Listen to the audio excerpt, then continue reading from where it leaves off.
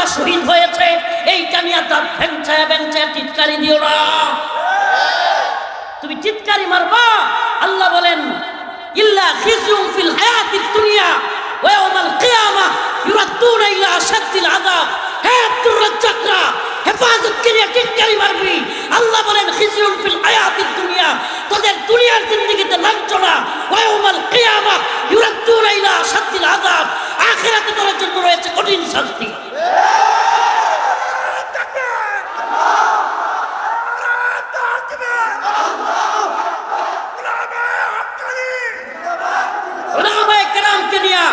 মাদ্রাসার ছাত্রদেরকে গুলি করে পাখির মতো শাপলা চত্বরে নির্মমভাবে হত্যা করে পৈশাচিকভাবে তারা উল্লাস করে, এদের চাইতে খারাপ মানুষ পৃথিবীতে হইতে পারে না। কোরআন কারীমের একটা আয়াত তিলাওয়াত করেছি। আজকে আমার আলোচ্য বিষয় হলো আল্লাহকে বাদ দিয়া পৃথিবীতে যাকেই ডাকা হয় তাদের কোনো ক্ষমতা নাই, সকল ক্ষমতার মালিক আবারও বলতেছি, আলোচনার বিষয় হলো আল্লাহকে বাদ দিয়া পৃথিবীতে যত মতবাদ আছে, যত ধর্ম আছে, মতবাদ আছে, কিংবা যাকেই ডাকি কোনো ধরনের ক্ষমতাই তারা রাখে না, একমাত্র ক্ষমতা রাখেন আল্লাহ। বলেন ইয়া আইয়ুহান নাসু দুরিবা মাতালুন ফাসতামিউ লাহু ইন্নাল্লাযীনা তাদউনা মিন দুনিল্লাহ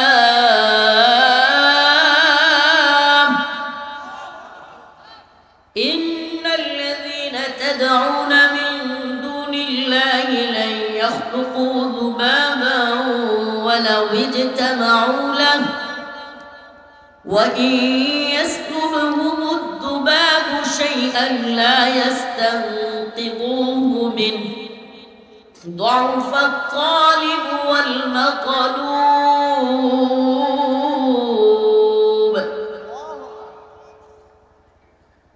আল্লাহ রাব্বুল আলামিন বলেন, বান্দা ও দুনিয়ার মানুষ, আল্লাহ পাক এখানে ঈমানদার বলেন নাই, বরং মানুষ বলে সম্বোধন করেছেন। ইয়া আইয়ুহান নাস দুরিবা মাতালুন ফাসতামিউ লাহু, তোমাদের সামনে একটা উপমা দেয়া হচ্ছে, উদাহরণ। আল্লাহ পাক বলেন আমি তোমাদের সামনে একটা উপমা, একটা উদাহরণ পেশ করছি। ফাসতামিউ লাহু, তোমরা সেটা মনোযোগ দিয়ে শোনো। আমি তোমাদের সামনে এমন একটা উপমা, এমন একটা উদাহরণ পেশ করছি, তোমরা তা মনোযোগ দিয়ে শোনো। ইন্নাল্লাযীনা তাদউনা মিন দুনিল্লাহ, আল্লাহ রাব্বুল আলামিন বলেন তোমরা আল্লাহকে বাদ দিয়া মিন দুনিল্লাহ, আল্লাহকে ছাড়া তোমরা যাকে ডাকো, লা ইয়াখলুকু যুবাবা, এরা একটা মশা মাছি, এই যে মশা উঠতেছে, মশা মাছি বানানোর ক্ষমতা এরা রাখে না। আল্লাহকে বাদ দিয়া দরগা, দুর্গা, সরস্বতী, ঠাকুর, বাবা, পীর, শায়েখ, তুমি যাকেই ডাকো, এরা কেউ একটা মশা মাছি বানানোর ক্ষমতা রাখে না। এটা কার কথা? আসেন একটু মিলাইয়া দেখি। আসেন, আমাদেরকে ওই আপনার মোদি আসার সময় 2021 সালে আপনাদের খেয়াল আছে, সারা দেশের আলেম ওলামাদেরকে গ্রেফতার করা হয়েছিল। কেন কেন বলেন তো? মোদি বিরোধী আন্দোলন, মনে আছে আপনাদের? তো নরেন্দ্র মোদি বাংলাদেশে আইসা সাতক্ষীরায় গেল, সাতক্ষীরায় আমরা তখন তো ধরে ফেলছে আমাদের। সাতক্ষীরায় গিয়া একটা দেবীর মাথায় মুকুট পরাইছে, মুকুট, দেবীর মাথায় অনেক দামি, কেউ কেউ বলে স্বর্ণের, অনেক দামি একটা মুকুট। তো আল্লাহ কি কুদরত, এই কয়েকদিন আগে 5 আগস্টের পরে, অভ্যুত্থানের পরে এই মূর্তির মাথার মুকুট গত দুর্গাপূজার মধ্যে কে জানি লয়ে গেছে। কি করছে? জাতীয় পত্রিকার নিউজ বলতেছি, বানোয়াট কোনো কথা না, নিয়ে গেছে গা। এখন তদন্ত কমিটি গঠন হয়েছে। তদন্ত কমিটিকে দায়িত্ব দেওয়া হয়েছে যে দেবীর মাথার মুকুট কে নিচে তাড়াতাড়ি খুঁজে বের করো। আমাদের এক ভাই এলাকার, তিনি ফেসবুকে পোস্ট করছেন যে আমি তদন্ত কমিটিকে সুপারিশ করব, তদন্তের স্বার্থে আপনারা দ্রুত মহাশক্তিশালী দেবীকে জিজ্ঞেস করুন তার মাথার মুকুট কে নিল। সুবহানাল্লাহ। সে কি বলতে পারবে? কে নিচে বলতে পারবে? ইন্নাল্লাযীনা তাদউনা মিন দুনিল্লাহ লা ইয়াখলুকু যুবাবা। আল্লাহ রাব্বুল আলামিন বলেন, ইন্নাল্লাযীনা তাদউনা মিন দুনিল্লাহ, তোমরা আল্লাহকে বাদ দিয়া যাদেরকে ডাকো,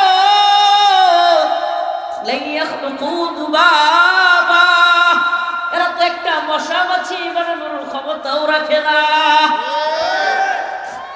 এই পৃথিবীর সমস্ত ক্ষমতাশালীরা একত্রিত হয়েও একটা মশা মাছি বানাইতে পারবে?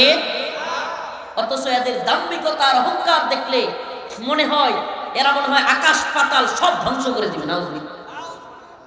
এমন দাম্ভিক অহংকারী মানুষ আছে না নাই?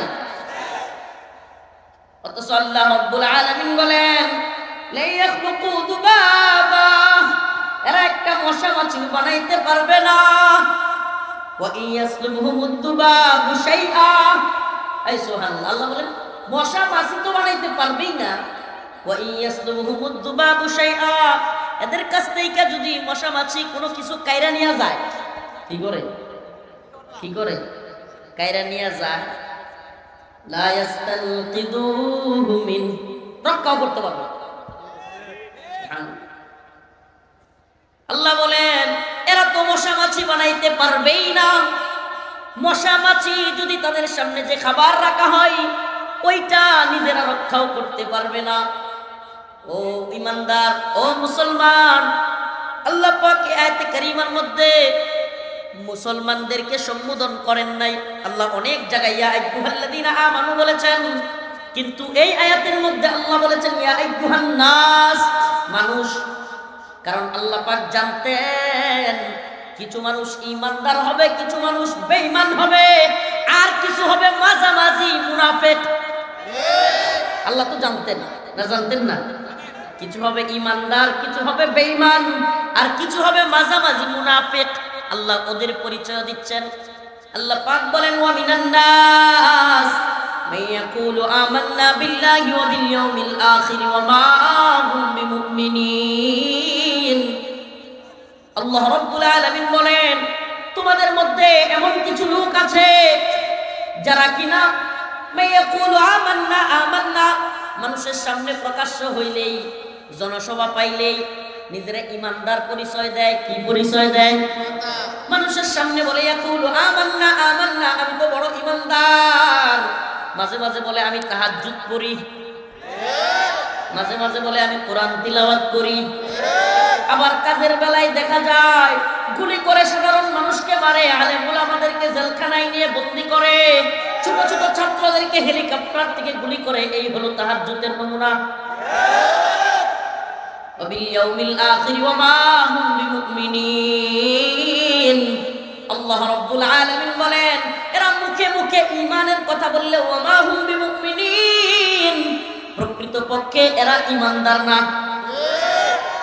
ইখাদিউনাল্লাহ ওয়াল্লাযীনা আমানু, আল্লাহ রাব্বুল আলামিন বলেন এরা মনে করে এরা মানুষকে ধোঁকা দিচ্ছে কিংবা আল্লাহকে ধোঁকা দিচ্ছে।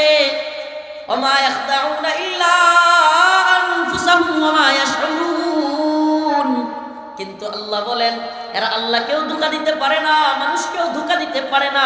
দিন শেষে এরা নিজেরাই ধোঁকা খায়। ওয়া মা ইয়াশউরুন, কিন্তু এটা সে অনুধাবন করে না, বুঝে না। ওয়াইদা কিলা লাহুম আমিনু কামা আমানান নাস, যখন আল্লাহ বলেন যখন তাদেরকে বলা হয় তোমরাও ঈমান আনো, তখন তারা বলে ক্বালু আনুমিনু কামা আমানাস সুফাহা, তারা বলে আমরা কি ওই মৌলবাদী মোল্লা মৌলবীগর মতো ঈমান আনবো? নাউজুবিল্লাহ। আল্লাহ বলেন আলা ইন্নাহুম হুমুস সুফাহা, আরে মোল্লা মৌলবীদেরকে টিটকারি মারিও না। হেফাজতের আন্দোলনে ছাত্ররা শহীদ হয়েছে, এইটা নিয়ে তার ভেঞ্চায়া ভেঞ্চায়া চিৎকারি দিও না। তুমি চিৎকারি মারবা। আল্লাহ বলেন ইল্লা খিজুম ফিল হায়াতিদ দুনিয়া ওয়া ইয়াউমাল কিয়ামাহ ইউরাদ্দুনা ইলা আশাদ্দিল আযাব।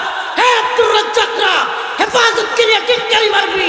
আল্লাহ বলেন খিজুম ফিল হায়াতিদ দুনিয়া, তোদের দুনিয়ার জিন্দেগিতে লাঞ্ছনা, ওয়া ইয়াউমাল কিয়ামাহ ইউরাদ্দুনা ইলা আশাদ্দিল আযাব, আখিরাতে তোদের জন্য রয়েছে কঠিন শাস্তি।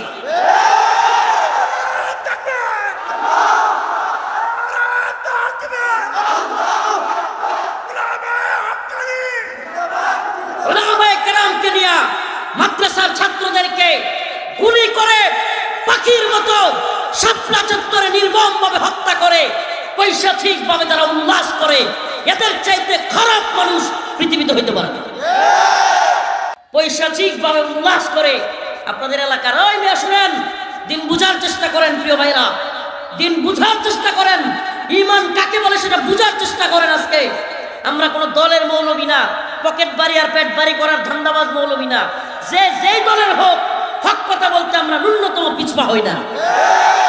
এই সরকার আর ওই সরকার না মনে করিয়েন না যে হুজুর মনে হয় এখন খালি ওই সরকারের না, ইসলামের বিরুদ্ধে যেই যাবে আমরা তাদের বিরুদ্ধে। শুধুমাত্র তাই না, আমার বাবাও যদি, আমার ভাইও যদি ইসলামের বিরুদ্ধে কথা বলে আমি তাকেও বিরোধিতা করব। এটা হলো ঈমানের দাবি। কেন মনে নাই যে কথা বলে জেলে গিয়েছিলাম যে ইসলামের বিরুদ্ধে গেলে আমি প্রধানমন্ত্রী মানি না। আমি তখন মানি যদি ইসলামের পক্ষে থাকে, ইসলামের বিরুদ্ধে গেলে আমি রাষ্ট্রপতি মানি না। কেন বলেছিলাম? কারণ আল্লাহ এবং তার রাসূলের বিরুদ্ধে গেলে, ইসলামের বিরুদ্ধে গেলে সেই ব্যক্তি তো ঈমানই থাকে না। আমি তাকে কেন মানব? মুসলমান আলেম কিভাবে একজন ঈমানদার আল্লাহর বিরুদ্ধে গেলে তাকে মানে? এই কথাটা ভালোভাবে আপনাদের এলাকার যেহেতু, এজন্য আপনাদেরকে একটু ভালোভাবে বোঝানোর চেষ্টা করি।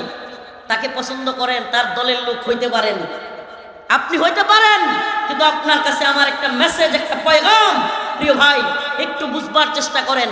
দ্বীনের বিরুদ্ধে লোক কখনো আপনার লিডার, আপনার নেতা হইতে পারে না। ইসলামের বিরুদ্ধে, আলেম উলামাদের বিরুদ্ধে যারা যায়, দাঁত ভেঞ্চায় ভেঞ্চায় যারা ইসলামের বিরুদ্ধে কথা বলে, আল্লাহ পাক এদের জন্য, আল্লাহর কোরআন বলতেছে ইল্লা খিজিয়ুম ফিল হায়াতিদ দুনিয়া, দুনিয়ার জিন্দেগিতে এদের জন্য লাঞ্ছনা, ওয়া ইয়াউমাল কিয়ামাহ ইউরাদ্দুনা ইলা আশাদ্দিল আযাব, আখিরাতে এদের জন্য রয়েছে কঠিন শাস্তি। আল্লাহর শাস্তি তো আছে, দুনিয়ার লাঞ্ছনা শুরু হয়েছে না? কথা বল না। এরা বলবে হুজুর আমাদেরকে এখন জেলে আসি বলে মজা নিচ্ছেন, আপনারাও তো জেলে ছিলেন। আমি বলি হ্যাঁ, কথা সত্য। তা আমরা জেলে ছিলাম, আল্লাহি কসম করে বলি দেশবাসীর ভালোবাসা পেয়েছি। আমরা কারাগারে ছিলাম, আমাকে কাশিমপুর কারাগারের সুবেদার শরীফুল ইসলাম নাম মনে আছে, সে বলতেছে হুজুর কি বলবো, আপনারা যেই রুমে দিছি, আমাদের এই কারাগারে 2500 থেকে 3000-এর মতো বন্দী, সকলেই আপনাকে হাদিয়া দিতে চায়। সব হাদিয়া যদি আপনারা দেই, রুমে আপনি থাকতে পারবেন না, খালি হাদিয়াই থাকবে। এমন ভালোবাসা আমরা পেয়েছি। কোর্টে যেতাম, বেরি ডান্ডা বেরি, হাতে হ্যান্ডকাপ, রশি লাগাইয়া, এত বড় বুলেট প্রুফ জ্যাকেট, মাথায় হেলমেট লাগাইয়া নিয়ে যাইতো। এতগুলো পুলিশ, র্যাবের পাহারা, গোয়েন্দা সংস্থার পাহারা, অথচ সব পাহারা ডিঙ্গাইয়া যুবক কান্না করতে করতে চিৎকার পাইরা মুসাফা করবার জন্য, আমাদেরকে জড়াইয়া ধরবার জন্য চলে আসতো। এক বিন্দু বাড়াইয়া বলতেছিলেন। আর তোমাদের অবস্থা কি? ইনশাআল্লাহ পচা ডিম নিয়ে দাঁড়ায় থাকে, আইলেই ঠিকঠাক মতো মাইরা কয় লাগছে রে লাগছে। এই তো তোমাদের হালাত। তোমাদের জন্য এ দেশবাসীর ঘৃণা এবং ধিক্কার। মাঝে মাঝে তো জুতা দিয়েও মারে, মাঝে মাঝে ফ্লাইং কিক মারে, একেবারে পুলিশের উপর দিয়ে লাথি মারে।